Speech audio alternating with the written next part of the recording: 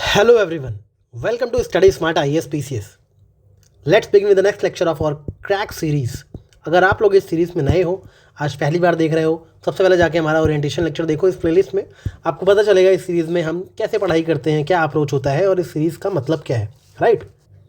अगर इस वीडियो को देख रहे हो तो इस प्लेलिस्ट में ऐड हुए सारे लेक्चर्स को देखना और 45 डेज तक इस सीरीज़ को फॉलो करना अपनी यूपीएससी प्रिपरेशन को बूस्ट करने के लिए.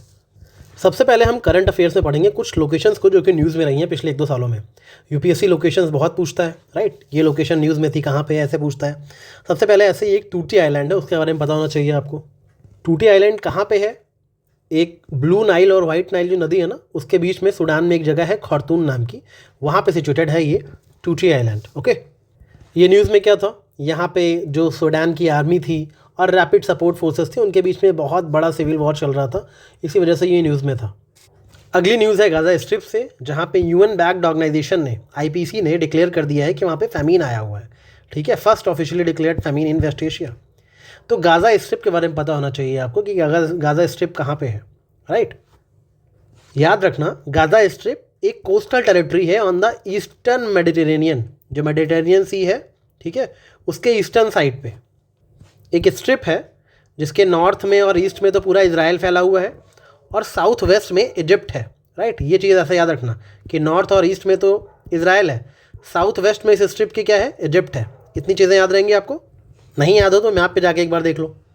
गाज़ा स्ट्रिप के जो एक्सटर्नल एक्सेस पॉइंट्स हैं उनको इजराइल रेगुलेट करता है, लेकिन हमास वहाँ की इंटरनल गवर्नमेंट को कंट्रोल करता है.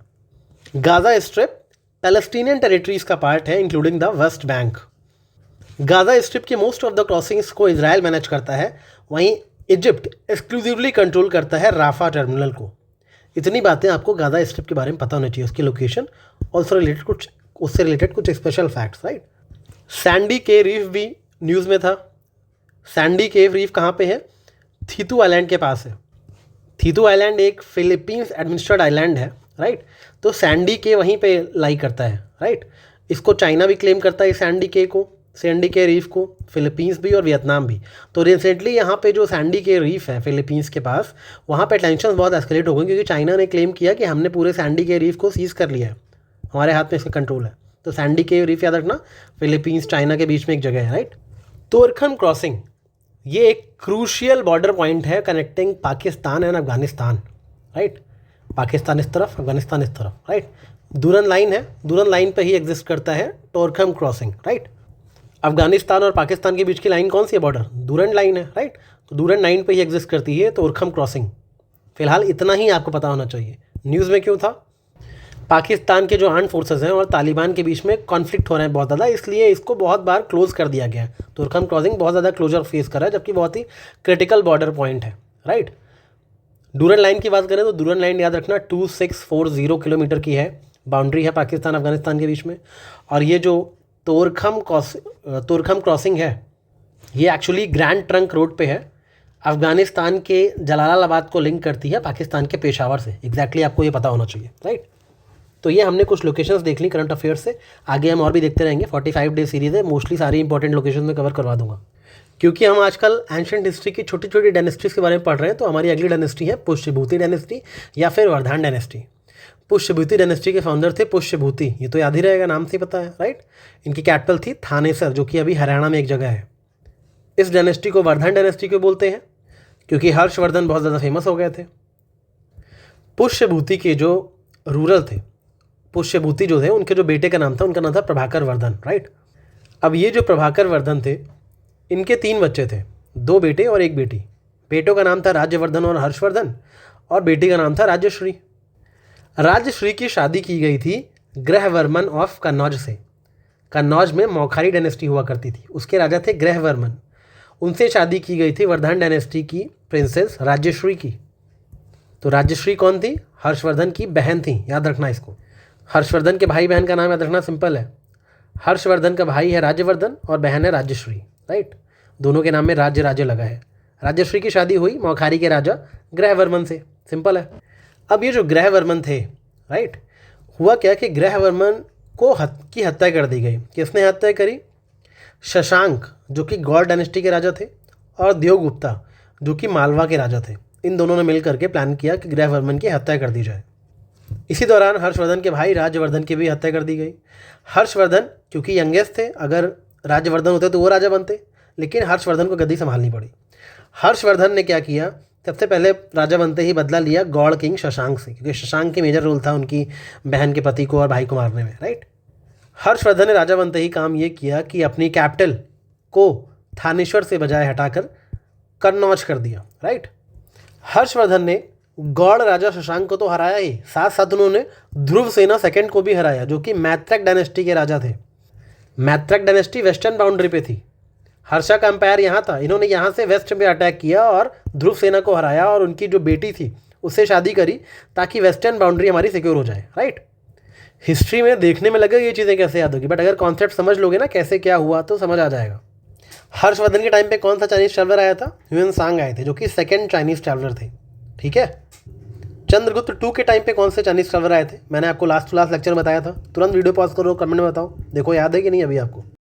और जिन लोगों ने क्विज ग्रुप नहीं ज्वाइन किया है, याद रखो डेली रात में क्विज होता है, क्विज ग्रुप ज्वाइन कर लो। जो भी वीडियोस में बताई जा रही हैं उनसे रिलेटेड एमसीक्यूज फ्रेम करते हैं और आपको लिमिटेड टाइम में उनके आंसर देने होते हैं, राइट।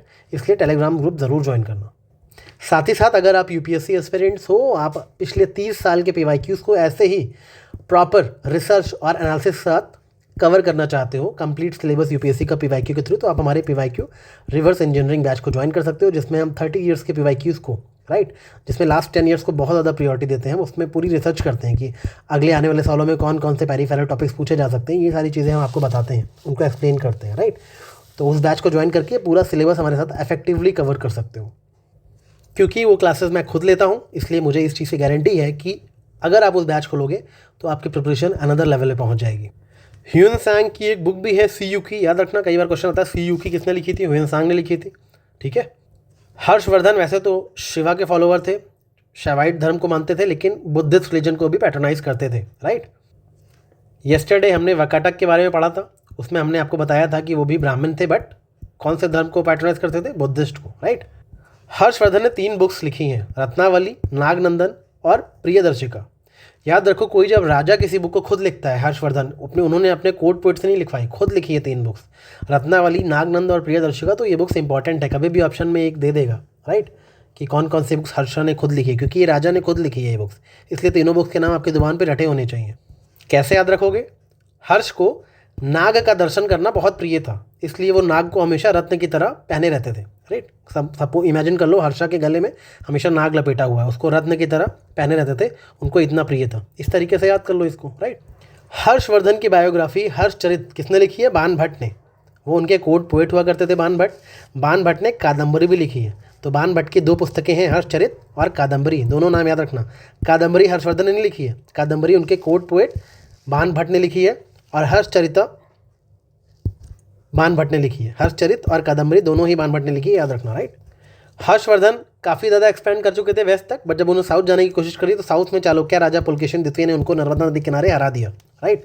साउथ के राजा चालुक्यन राजा ने, पुलकेशिन सेकंड ने हर्षा को हराया नर्मदा रिवर के किनारे। हमने मौखारी डायनेस्टी के बारे में भी हल्का सा पढ़ा कि कैसे मौखारी के राजा ग्रहवर्मन जो थे, उन्होंने हर्षा की बहन राजश्री से शादी करी, बाद में उनकी हत्या कर दी गई। तो जो ग्रहवर्मन थे वो लास्ट रूलर थे मौखारी डायनेस्टी के, राइट, कन्नौज की डायनेस्टी थी। मौखारी डायनेस्टी के जो राजा थे, उनका सबसे पहले राजा थे, उनका नाम था हरिवर्मन, उसके बाद ईश्वर वर्मन, और सबसे फेमस राजा जो थे वो थे ईशान वर्मन, राइट। उन्होंने महाराजा धीराज का टाइटल लिया था।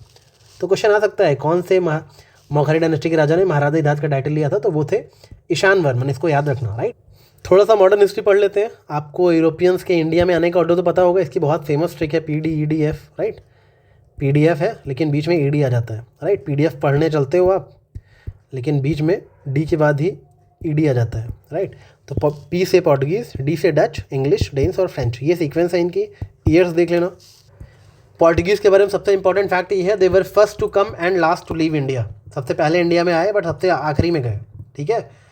पोर्टुगीज़ ने सबसे पहले इंडिया में टोबैको और कैशू नट्स जैसी क्रॉप्स को इंट्रोड्यूस किया। सबसे पहले 1498 में Vasco da Gama as an explorer sea route discover करते हुए इंडिया आए थे, right. He was the first Portuguese explorer who came to Calicut during the rule of king Zamorin, ठीक है, जो कि हिंदू राजा थे कलिकट के। सबसे पहले कौन आए थे, Vasco da Gama. Vasco da Gama was the first person to discover sea route to India.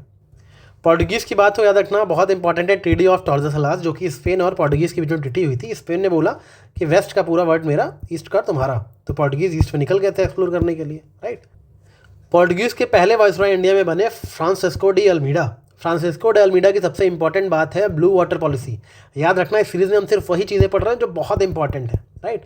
अब आप गूगल करोगे यूनिवर्सिटी, आपको और बहुत सारे फैक्ट्स इनके बारे में मिलेंगे, बट याद रखो एग्ज़ाम क्वालिफाई उन लोगों का नहीं होता जिन्हें सब कुछ आता है। एग्ज़ाम क्वालिफाई उन लोगों का होता है जो ईजी चीज़ें गलत नहीं करते। इसलिए सारे ईजी फैक्ट्स ये सबको आते हैं, ये आपको पता होना चाहिए। इन चीज़ों में गलती मत करना कि ब्लू वाटर पॉलिसी पे अल्बुकर्क मार के आ गए, राइट। ऐसी मिस्टेक्स करते हो प्रेशर में आके आप लोग, इस वजह से फेल होते हो। इस वजह से नहीं फेल होते हो कि इनके बारे में आपको 15 और पॉइंट नहीं पता थे। तो इस चीज़ को बहुत ध्यान से और सीरियसली लेना। जो चीज़ें बता रहा हूँ आपको शायद लगे कि ये तो बहुत आसान चीज़ें सर बता रहे हैं, बट यही चीज़ें एग्जाम में काम आएंगी एलिमिनेट करने में ऑप्शंस को।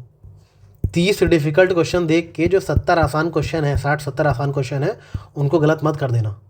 ये ब्लू वाटर पॉलिसी जिसको कार्टेज सिस्टम बोलते हैं, इसके तहत कहीं ना कहीं पोर्टुगीज़ ने पूरा लाइसेंसिंग सिस्टम डेवलप कर दिया था इंडियन ओशियन में। इस ब्लू वाटर पॉलिसी के थ्रू पोर्टुगीज़ ने पूरे इंडियन ओशन के ट्रेड को कंट्रोल कर लिया था। ट्रेड लाइसेंसिंग सिस्टम, जिसको भी ट्रेड करना इंडियन ओशन में, पहले पोर्टुगीज़ से लाइसेंस लो, राइट। कैसे याद रखोगे कि फ्रांसिस्को डी अल्मीडा की ब्लू वाटर पॉलिसी थी? क्योंकि blue water policy Indian ocean के लिए बनाई गई है। तो इंडियन ओशन में डे टाइम में कैसा आलम रहता है? डे टाइम में आलम ऐसा रहता है कि इंडियन ओशन पूरा नीला नीला दिखता रहता है, ब्लू कलर का दिखता रहता है। तो डे टाइम में आलम जो रहता है इंडियन ओशन का पूरा नीला रहता है, ब्लू कलर का दिखता है। डे टाइम में आलम, डे अल्मीडा, इस तरह से याद रखना। डे टाइम में ओशियन का आलम जो है वो ब्लू कलर का रहता है, ठीक है। ऐसे कुछ भी करके ट्रिक ऐसे एक बार दिमाग में उठा लोगे ना, तो आपको कभी भूलेगा नहीं कि हाँ डे अल्मीडा मतलब डे टाइम का आलम बता रहा है इंडियन ओशियन का, बहुत ब्लू कलर का दिखता है ओशियन डे टाइम में, राइट। तो डे आलम, ब्लू वाटर, इंडियन ओशियन, इस तरह से तीनों को कनेक्ट कर लो। ट्रिक यहाँ पे लिख लो, हमेशा याद रहेगा फिर चीज़ें, राइट। अल्फोंसो डी अल्बुकर्क के बारे में याद रखो कि उन्होंने सती को अबॉलिश किया था गोवा में। गोवा को कैप्चर करने वाले कौन थे? अल्बुकर्क। और सती को अबॉलिश करने वाले कौन थे गोवा में? Albuquerque, right. ये भी याद रखना, ही was the second Portuguese governor of India. सबसे पहले तो अल्मीडा थे, सेकेंड थे अल्बुकर्क, राइट। जो अल्फोंसो मैंगो खाते हो ना, वो इन्हीं के नाम से फेमस है वो। अल्बुकर्क ने सती अबॉलिश किया, कैसे याद रखोगे? अल्बुकर्क ने बोला अब करके दिखाओ सती, अब करके दिखाओ, अब करके अल्बुकर्क अब करके, राइट। बोला अब करके दिखाओ सती, अब अबॉलिश कर दिया। तो अल्बुकर्क को लिख लो अब करके, तो आपको अल्बुकर्क याद रहेगा, राइट। एक और पॉपुलर पोर्टुगीज गवर्नर थे जिनका नाम था नीनो डे कूना। इन्होंने कैपिटल को कोचीन से मूव कर दिया गोवा में 1530 में, ठीक है। इसके पहले कैपिटल गोवा हुआ करती थी पोर्टुगीज़ की, बट इन्होंने कैपिटल को, सॉरी इसके पहले कोचीन हुआ करती थी, उसको गोवा मूव कर दिया कैपिटल को, राइट। किसने? नीनो द कूना ने। पोर्टुगीज़ के बारे में एक फैक्ट याद रखना कि बहादुर शाह जो कि गुजरात के लोअर हुआ करते थे, उन्होंने डीयू को पोर्टुगीज़ को सरेंडर कर दिया था 1535 में। इतने फैक्ट्स आपको पता होने चाहिए। बहुत सारे फैक्ट्स हो गए, अब थोड़ा कॉन्सेप्ट समझ लेते हैं। एक बहुत इंपॉर्टेंट कॉन्सेप्ट है पॉलिटी का, इक्वलिटी बिफोर लॉ और इक्वल प्रोटेक्शन ऑफ लॉ। ये दोनों ही कॉन्सेप्ट आर्टिकल 14 का पार्ट है फंडामेंटल राइट्स में। हमारे कॉन्स्टिट्यूशन में आर्टिकल 14 है ना, ये बात करता है इक्वलिटी बिफोर लॉ की और इक्वल प्रोटेक्शन ऑफ लॉ की।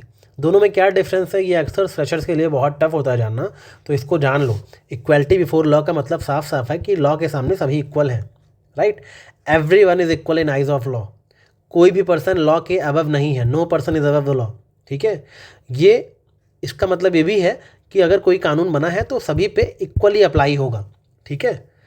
ये एक नेगेटिव कॉन्सेप्ट माना जाता है, ठीक है। यूके से डायरेक्टली हमने लिया है और इसको नेगेटिव कॉन्सेप्ट बोलते हैं। क्यों नेगेटिव कॉन्सेप्ट बोलते हैं? क्योंकि इक्वलिटी बिफोर लॉ के अंदर किसी के पास कोई स्पेशल प्रिविलेजेस नहीं है, उन स्पेशल प्रिविलेज को रिमूव कर दिया गया है, ठीक है। बोला गया कि किसी को स्पेशल प्रिविलेजेस नहीं मिलेगा, अगर लॉ बना है तो सब पे इक्वल अप्लाई होगा वो लॉ, राइट। चाहे वो कोई मिनिस्टर हो, चाहे वो कोई कॉमन सिटीजन हो, सभी के लिए लॉ सेम तरीके से फॉलो होगा। This is called equality before law. वहीं इक्वल प्रोटेक्शन ऑफ लॉ में थोड़ा सा ट्विस्ट है। ये एक पॉजिटिव कॉन्सेप्ट है जो कि यूएस से लिया गया। याद रखना, इक्वलिटी बिफोर लॉ को यूके से लिया हमने, ये नेगेटिव कॉन्सेप्ट है। वहीं इक्वल प्रोटेक्शन ऑफ लॉ एक पॉजिटिव कॉन्सेप्ट है जो कि हमने यूएसए से लिया गया। ये लॉ कहता है, इक्वल प्रोटेक्शन ऑफ लॉ ये कहता है कि जो लोग, जो पीपल सिमिलर सिचुएशन में है, ठीक है, उनको सिमिलर तरीके से ट्रीट किया जाना चाहिए अंडर अ लॉ। जो लोग सिमिलर सिचुएशन में हैं उनको सिमिलर तरीके से, सेम तरीके से ट्रीट किया जाना चाहिए अंडर अ लॉ, ओके। इस कॉन्सेप्ट को पॉजिटिव कॉन्सेप्ट क्यों बोल रहे हैं? क्योंकि ये कॉन्सेप्ट मदद करता है स्टेट के यानी गवर्नमेंट्स की to create special laws for special groups to ensure fairness, right. जैसे गवर्नमेंट कई बार वुमेन के लिए स्पेशल लॉज बनाती है, चिल्ड्रन के लिए, वीकर सेक्शंस के लिए, तो वो कैसे बना पाती है? क्योंकि इक्वल प्रोटेक्शन ऑफ लॉ हमारी कंट्री में है, जो कहता है like should be treated alike under the law. I hope आपको समझ आया होगा कि जब सिमिलर सिचुएशन में लॉ सभी पे सेम तरीके से अप्लाई होगा तो इसका मतलब क्या है कि डिफरेंट अगर सिचुएशन है तो लॉ को डिफरेंटली अप्लाई किया जा सकता है। वुमेन हैं, बच्चे हैं, वीकर सेक्शन है, उनके लिए लॉ को डिफरेंटली अप्लाई किया जा सकता है। इसीलिए इक्वल प्रोटेक्शन ऑफ लॉ का टर्म दिया गया, इसको पॉजिटिव कॉन्सेप्ट दिया गया। ये यूएस से लिया गया है और इक्वलिटी बिफोर लॉ यूके से लिया गया है negative concept, right. Equality before law में हम आइडेंटिकल ट्रीटमेंट देने की बात करते हैं, वहीं इक्वल प्रोटेक्शन ऑफ लॉ में हम फेयर ट्रीटमेंट देने की बात करते हैं। दोनों ही हमारे आर्टिकल 14 का हिस्सा है, याद रखना। सुप्रीम कोर्ट अंडर आर्टिकल 32 और हाई कोर्ट्स अंडर आर्टिकल 226 कुछ रिट्स इशू करते हैं to protect people's fundamental rights. वो रिट्स, किन रिट्स का क्या मतलब होता है, अक्सर क्वेश्चन पूछा जाता है, तो बिल्कुल क्लियर होना चाहिए माइंड में, कोई डाउट नहीं होना चाहिए आपके माइंड में कि ये रिट्स क्या होती हैं, राइट। हेबियस कॉर्पस का मतलब होता है to have the body of. इसका मतलब क्या है कि कोर्ट यहाँ पे क्या करता है, कोर्ट कहीं ना कहीं जो अथॉरिटीज़ हैं उनको ऑर्डर देता है कि अरेस्टेड पर्सन जिसको आपने अरेस्ट किया है उसको कोर्ट के सामने लेकर आइए, हमें उस पर्सन की बॉडी दिखाइए, ठीक है। अगर पुलिस किसी को अरेस्ट कर लेती है बिना किसी लीगल रीजन के तो फिर कोर्ट ये ऑर्डर दे सकता है कि उस पर्सन को तुरंत कोर्ट के सामने लाया जाए और जो डिटेंशन आपने किया है उसको जस्टिफाई किया जाए। एडीएम जबलपुर केस बहुत फेमस एग्जाम्पल है हेबियस कॉर्पस का, इसके बारे में पढ़ना आप। एडीएम जबलपुर वर्सेस शिवकांत शुक्ला का केस क्या था, इसको पढ़ना। हेबियस कॉर्पस की रिट जो है वो बनाई गई है लोगों की पर्सनल लिबर्टी को प्रोटेक्ट करने के लिए from illegal arrest and detention. Illegally किसी को अरेस्ट किया जाए, डिटेन किया जाए तो उसे प्रोटेक्ट करता है हेबियस कॉर्पस। हेबियस में है हैव, तो to have the body of, याद रखना, राइट। जैसे हेबियस में हैव याद आ रहा है तो उससे आपको पूरा सीन आ जाएगा, हैव द बॉडी से पूरा सीन आ जाएगा, राइट। वैसे मैंडमस में है कमांड, दोनों मैच कर रहा है ना, मैंड कमांड मैच कर रहा है ना, तो मैंडमस में है वी कमांड। क्या कमांड दिया जा रहा है मैंडमस में? मैंडमस में कमांड ये दे रहा है कोर्ट किसी पब्लिक ऑफिशियल को ये ऑर्डर दे रहे हैं, ठीक है, कि अपनी ड्यूटी को सही तरीके से परफॉर्म करिए जो आप फेल हो गए हैं परफॉर्म करने में, राइट। याद रखना कि ये जो मैंडमस की रेट है ये किसी प्राइवेट इंडिविजुअल के खिलाफ इशू नहीं की जा सकती, प्रेसिडेंट के खिलाफ इशू नहीं की जा सकती, गवर्नर के खिलाफ इशू नहीं की जा सकती, ठीक है। और जहाँ पे ड्यूटी करना मैंडेटरी नहीं है वहाँ पे इस रेट को इशू नहीं किया जा सकता, लेकिन जनरल पब्लिक ऑफिशियल्स के अगेंस्ट जो सरकारी और कर्मचारी हैं उनके खिलाफ ये रेट इशू की जा सकती है। अपना काम सही से करिए। अगर गवर्नर ऑफिसर है, कोई गवर्नमेंट का ऑफिसर है जो अपनी ड्यूटी करने से रिफ्यूज़ कर देता है, राइट। सपोज़ आप कहीं लाइसेंस बनवाने गए, उसने रिफ्यूज़ कर दिया, गवर्नमेंट ऑफिसर है, बोला मैं आपका लाइसेंस नहीं बनाऊंगा, तो आप कोर्ट जा सकते हो और कोर्ट उसको मैंडेमस इशू करेगा, भाई अपनी ड्यूटी करो, उसको लाइसेंस बना के दो, राइट। बट ये याद रखना मैंडेमस कहाँ कहाँ अप्लाई नहीं होता, प्राइवेट इंडिविजुअल्स पे अप्लाई नहीं होता, प्रेसिडेंट पे नहीं होता, गवर्नर पे नहीं होता, और ऐसी जगह पे जहाँ ड्यूटी करना मैंडेटरी नहीं है वहाँ पे मैंडेमस अप्लाई नहीं होता। प्रोहिबिशन नाम से पता है किसी चीज़ से रोका जा रहा है, टू फॉरबिड। हायर कोर्ट कई बार लोअर कोर्ट को रोकते हैं कुछ ऐसा करने से जो कि लोअर कोर्ट्स की लीगल पावर के बियॉन्ड है। हायर कोर्ट के द्वारा ये रेट इशू किया जाता है लोअर कोर्ट्स के लिए, ताकि जो लोअर कोर्ट्स जो अपना ज्यूरिसडिक्शन एक्सीड कर रहे हैं उसको रोकें। सपोर्ट कोई डिस्ट्रिक्ट कोर्ट है, राइट, वो किसी ऐसे केस पे हियरिंग स्टार्ट कर दी है उस डिस्ट्रिक्ट कोर्ट में जिसकी हियरिंग सिर्फ हाई कोर्ट में ही हो सकती है, तो हाई कोर्ट प्रोहिबिशन इशू करके उस हियरिंग को रुकवा सकता है। Next is certiorari, to be certified. देखो नाम में ही है सर्टिफाइड, राइट। इसका पर्पज़ क्या है? कई बार हाई कोर्ट ऐसे ऑर्डर्स को कैंसिल कर देते हैं लोअर कोर्ट के जो कि उनके ज्यूरिसडिक्शन के बियॉन्ड है। प्रोहिबिशन में तो मना कर रहे हैं कि भाई अपना ज्यूरिसडिक्शन क्रॉस मत करो, अपनी लिमिट पे रह के ही केस की हियरिंग करो, लेकिन सर्टियोररी में हाई कोर्ट लोअर कोर्ट में अगर कोई ऐसी सुनवाई हो गई जो इस पर लोअर कोर्ट का हक नहीं था तो हाई कोर्ट उस ऑर्डर को ही नलिफाई कर देते हैं कि आपको कोई हक नहीं था इसे फैसला सुनाने का, राइट। अगर लोअर कोर्ट ने कोई रॉन्ग जजमेंट दे दिया बिना केस अथॉरिटी के तो हाई कोर्ट और सुप्रीम कोर्ट उसको कैंसिल कर सकते हैं बाई सर्शियोररी, राइट। याद रखना इस चीज़ को। को वारंटो का मतलब है by hot authority. Court bar bar question करता है अगर कोई पर्सन किसी पब्लिक ऑफिस को होल्ड कर रहा है तो क्या वो लीगली उस पब्लिक ऑफिस को होल्ड करने का हकदार है या नहीं, मतलब किस वारंट के साथ आप इस ऑफिस में बैठे हुए, बाई हॉट अथॉरिटी, क्यों वारंट हो, इस तरह से याद रखना, राइट। सपोज कोई वाइस चांसलर बन जाता है बिना किसी प्रॉपर क्वालिफिकेशन के तो कोर्ट पूछ सकता है आप किस अथॉरिटी से यहाँ पे बैठे हो भाई, बाय व्हाट अथॉरिटी, क्यों और अनटू, राइट। इतनी बेसिक सी चीज़ें जो हमारे फंडामेंटल राइट्स को प्रोटेक्ट करने के लिए बनाई गई हैं, इसी को बी आर अम्बेडकर ने बोला था article 32 is the heart and soul of the Indian constitution. याद रखना, आर्टिकल 32 के तहत ये रिट्स सुप्रीम कोर्ट इशू करता है, आर्टिकल 226 के तहत हाई कोर्ट इशू करता है। सुप्रीम कोर्ट्स इन रिट्स को सिर्फ फंडामेंटल राइट्स को बचाने के लिए करते हैं, लेकिन हाई कोर्ट्स इन रिट्स को और भी चीज़ों के लिए यूज़ कर सकते हैं।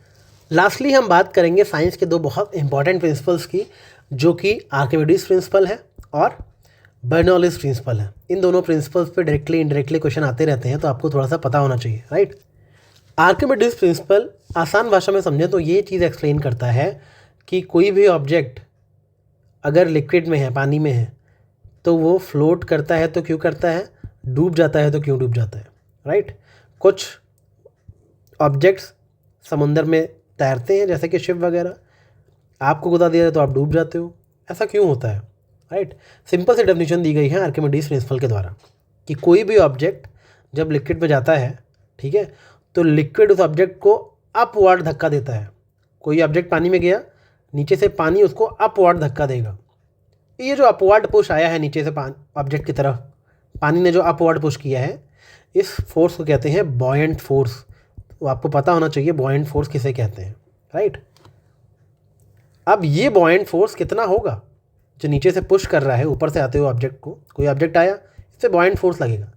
ये बॉयंट फोर्स कितना होगा, ये बॉयंट फोर्स एग्जैक्टली किस चीज़ के बराबर होगा, जितना लिक्विड डिस्प्लेस हुआ है, राइट। उस जितना लिक्विड डिस्प्लेस हुआ है उस लिक्विड का जो वेट था, एग्जैक्टली उस वेट के बराबर होगा ये बॉयंट फोर्स, राइट। ऊपर से कोई ऑब्जेक्ट आके गिरा तो कुछ लिक्विड को डिस्प्लेस करेगा ना, और उतना ही बॉयंट फोर्स नीचे से उस ऑब्जेक्ट पे लगेगा। जितना लिक्विड डिस्प्लेस हुआ है, इस लिक्विड का जितना वेट था, एग्जैक्टली उतना ही बॉयंट फोर्स उस ऑब्जेक्ट पे लगाया जाएगा, राइट। कॉन्सेप्ट समझ आ गया, फॉर्मूला याद करने की ज़रूरत नहीं है। अब जो मैंने आपको बताया बॉयंट फोर्स लगता है, इसी की वजह से शिप जो है ना वो फ्लोट कर पाती है। क्यों भाई, शिप बहुत बड़ी सी क्यों बनाते हैं, ताकि वो बहुत लार्ज अमाउंट ऑफ वाटर को डिस्प्लेस कर सके, और जब large amount of water displace होगा मतलब उतना ही अमाउंट का बॉयंट फोर्स नीचे से लगेगा। इतना ज़्यादा अमाउंट ऑफ वाटर डिस्प्लेस हुआ है, बहुत ज़्यादा वेट होगा इस वाटर का जो डिस्प्लेस किया शिप ने, राइट। तो उतना ही एग्जैक्ट अमाउंट का बॉयंट फोर्स नीचे से शिप के ऊपर लगेगा, इस वजह से शिप फ्लोट करती रहती है, राइट। ये भी याद रखना कि शिप जो है वो सी में ज़्यादा इजीली फ्लोट करेगी दैन अ रिवर, ठीक है। क्यों, क्योंकि सी का वाटर सॉल्टी होता है, यानी सॉल्टी वाटर में बोट या शिप ज़्यादा अच्छे से फ्लोट करेगी दैन रिवर या फ्रेश वाटर, राइट। ऐसा क्यों, अगेन क्योंकि सॉल्ट वाटर ज़्यादा डेंस होते हैं, तो जब वाटर रिप्लेस होगा तो उस जो वाटर रिप्लेस होगा उसका वेट ज़्यादा होगा, राइट। तो बॉयंट फोर्स ज़्यादा लगेगा सॉल्ट वाटर में, इस वजह से जो सॉल्ट वाटर है वो डेंसर होता है, इस वजह से ग्रेटर बॉयंट फोर्स देता है ऑब्जेक्ट के ऊपर। इस वजह से सॉल्ट वाटर में या सी में बोट या शिप के लिए चलना ज़्यादा ईजी होता है एज़ कम्पेयर टू रिवर और फ्रेश वाटर। ये कॉन्सेप्ट ऐसे ही पूछे जाते हैं, तो एग्जैक्टली आपको कॉन्सेप्ट पता होना चाहिए, ठीक है। और ये आर्किमिडीज प्रिंसिपल अब आपको कभी भूलना नहीं चाहिए, राइट। जो लोग अभी तक इस लेक्चर में बने हुए हैं वो कमेंट कर दो कि मज़ा आ गया। अगर ये कॉन्सेप्ट समझ आया है तो कमेंट कर दो कि मज़ा आ गया, ताकि मुझे पता चले कि आपको समझ भी आ रहा है कुछ, कि बस मैं ऐसे ही बेवजह थके चला जा रहा हूँ। इससे ये भी पता चलेगा कि कौन से लोग लेक्चर शुरू तो करते हैं मगर 10 मिनट बाद छोड़ के मूवी देखने चले जाते हैं।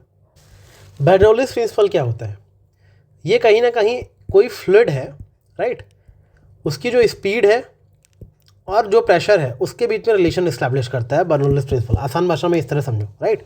कोई फ्लूइड है, वो फ्लूइड अगर बहुत तेज़ मूव करेगा, बहुत फास्टली मूव करेगा, तो उस फ्लूइड का प्रेशर जो है वो कम हो जाएगा, राइट। अगर वो फ्लूइड स्लो मूव कर रहा है तो प्रेशर हाई हो जाएगा, राइट। मैंने आपको क्या बताया, अगर फ्लूइड फास्ट मूव करेगा तो प्रेशर क्या होगा, कम हो जाएगा, राइट।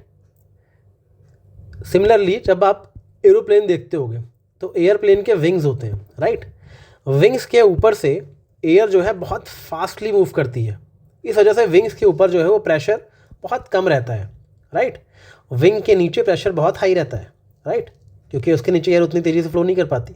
तो विंग के नीचे क्योंकि प्रेशर जो है वो बहुत ज़्यादा हाई रहता है, इस वजह से प्लेन को लिफ्ट करने में प्रेशर मदद करता है, राइट। इस तरीके से एग्जाम्पल के थ्रू समझा करो। सिंपल सा एग्जाम्पल देखो, परफ्यूम की बॉटल होती है, बहुत हाई प्रेशर होता है उसके अंदर, राइट। परफ्यूम स्टोर रहे हाई प्रेशर के अंदर, बट ऊपर एक स्प्रे लगा होता है, उसको आप जैसे ही प्रेस करते हो ठीक है।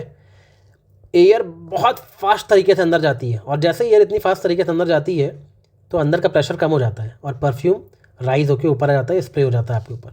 ये बर्नौलीज प्रिंसिपल है, राइट। कोई दो ट्रेन एक दूसरे से पास से बहुत तेज़ी से गुजरती हैं, right, very fast close to each other, तो उनके बीच में जो एयर है बहुत फास्ट तरीके से मूव करती है और प्रेशर बिल्कुल कम हो जाता है, इसलिए वो ट्रेन एक दूसरे की तरफ खिंच जाती हैं स्लाइटली, राइट। इसीलिए पैसेंजर्स को वार्निंग दी जाती है प्लेटफॉर्म से थोड़ा दूर खड़े रहो। बर्नौलीज प्रिंसिपल के बहुत सारे यूज़ हैं। आप पुराने जो पेट्रोल इंजन होते थे उसमें यही तो होता था, एक नैरो ट्यूब के, जैसे गाड़ी स्टार्ट करोगे नैरो ट्यूब के थ्रू बहुत तेज़ी से एयर क्विकली मूव करेगी। एयर मूव की मतलब प्रेशर कम हुआ, प्रेशर कम हुआ मतलब कि जो पेट्रोल है वो फटाफट प्रेशर भी कम हो गया तो फटाफट आ गया एयर फ्लो के अंदर, राइट। और एयर और पेट्रोल मिलकर कंबशन कर देते हैं। इस तरह से आप देखोगे कितनी जगहों पे छोटे से प्रिंसिपल का इस्तेमाल है। यूपीएससी इनमें से कुछ भी एप्लीकेशन उठा के दे देगा और आपसे पूछ लेगा। आपको ये फॉर्मूले भले ना पता हो बट एप्लीकेशंस पता होने चाहिए फॉर यूपीएससी एग्जाम्स। आज के लेक्चर में इतना ही, कल मिलते हैं कुछ और टॉपिक्स के साथ। Till then take care, keep revising and all the best for preparations. Comments में लिखो मज़ा आ गया।